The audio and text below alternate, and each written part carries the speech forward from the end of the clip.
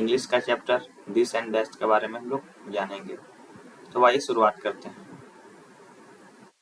अंग्रेजी में दिस और दैट दोनों इंग्लिश ग्रामर में डेमोस्ट्रेटिव प्रोनाउंस होते हैं, यानी संकेतवाचक स्वर्णाम, जिनका उपयोग किसी व्यक्ति, वस्तु या स्थान को इंगित करने के लिए किया जाता है, लेकिन इन दोनों का उपयोग अलग अलग परिस्थितियों में उपयोग होता है। इनका विस्तार से अध्ययन करते हैं। दिस मतलब यह, दिस का उपयोग तब हम करेंगे जब हम किसी वस्तु, व्यक्ति या स्थान को इंगित कर रहे होते हैं, यानी उसके बारे में बता रहे होते हैं, और सबसे इम्पोर्टेंट चीज जो हमारे निकट होता है, यानी दिस का प्रयोग होंगे, यह भी लगा रहेगा और नजदीकी की बात करेगा। उदाहरण के तौर पर दिस इज माई बुक, यह मेरी किताब है।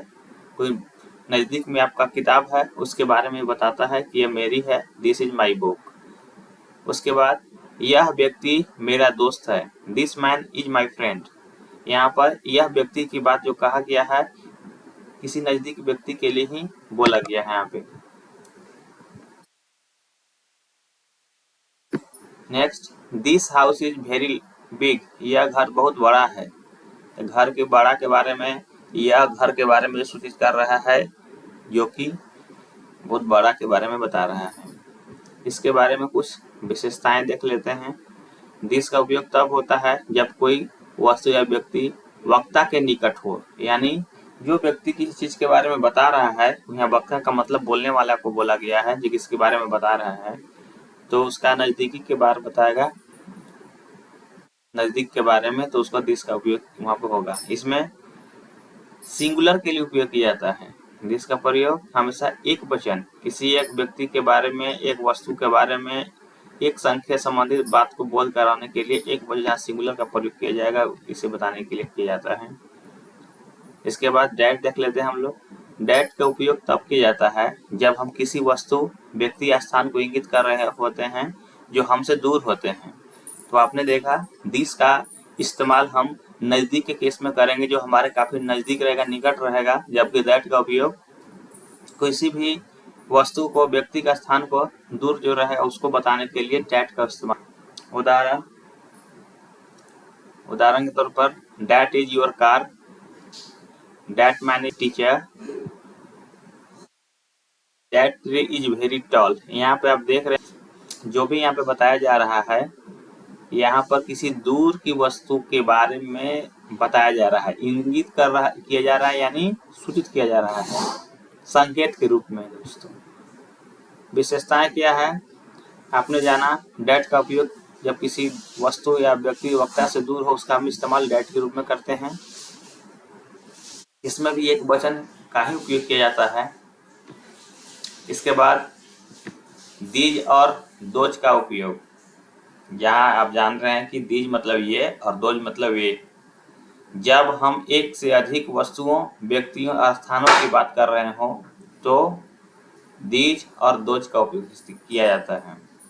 जहाँ पे एक से अधिक के बारे में बताया जाएगा, वहाँ पर दीज और दोज का उपयोग किया जाता है। जैसे ये मेरे जूते हैं, दीज आर माई शूज। यहाँ पे पास की ही बारे बताया जाता है, लेकिन यहाँ ये की बात कहा गया है, मतलब बहुत सारे जूते के बारे में बताया गया है। These girl are my students, ये लड़कियां मेरी छात्राएं हैं। दोज, इसी प्रकार दीज जो नजदीक के बारे में बताता था, इसके बाद दोज वही दूर की वस्तु या व्यक्ति के बारे में बता रहा है।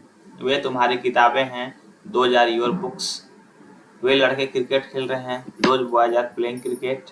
आपने यहाँ पे जाना कि दीज और दोज दोनों बहुवचन के केस में लगते हैं, जबकि दीज जो है नजदीक या निकट के केस में प्रयोग किया जाता है, जबकि दोज दूर की वस्तु को इंगित, इंडिकेट करने के लिए किया जाता है।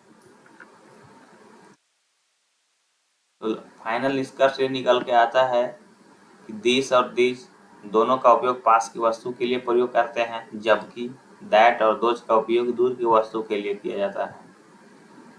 दिस दैट एक वचन के लिए, जबकि दिस दोज बहुवचन के लिए उपयोग किए जाते हैं। इसी प्रकार अंग्रेजी में दिस और दैट का उपयोग करने के पीछे दूरी और संख्या ध्यान रखना महत्वपूर्ण है। अब आइए दिस और दैट का उपयोग के बारे में हम लोग जानते हैं और इसके संबंधित सवाल मैं देता हूं जो आपको कमेंट सेक्शन में बताने हैं। तो दिस से संबंधित आपके साथ कुछ सवाल दिए जा रहे हैं जिन्हें आप देखिए। पहला क्वेश्चन को आप राइट डाउन करेंगे, नोट करेंगे। Is this your pen? Is this your first time here? What is this called in English? Video में यदि आपको तेजी है तो आप वीडियो को पॉज करके रोक के भी इसको लिख सकते हैं। 4 number question, is this the right way to do it? Can you explain this to me? Who gave you this gift? 7 number, is this your favorite song? Where did you buy this shirt? Do you know how to solve this problem? How does this machine work? That's some of these questions. Is that your car over there? Do you know who that man is?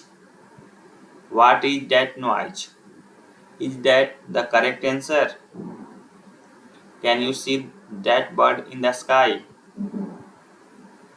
Is that house for sale? Who told you that? What is that on the table? Where did you find that key? Next question आपका, is that the same restaurant we went to last week? इन सवालों के उपयोग से यह समझ आता है कि दिस का उपयोग पास की चीजों के लिए और दैट का उपयोग दूर की चीजों के लिए सवाल पूछने में होता है। मिलते हैं नेक्स्ट सेशन में और भी स्टैटिस्टिक्स चैप्टर के साथ। तब तक के लिए धन्यवाद। इसका कमेंट में जरूर रिप्लाई करें। अगर वीडियो अच्छा लगा हो तो कमेंट और लाइक शेयर जरूर करें। तब तक के लिए धन्यवाद। जय हिंद।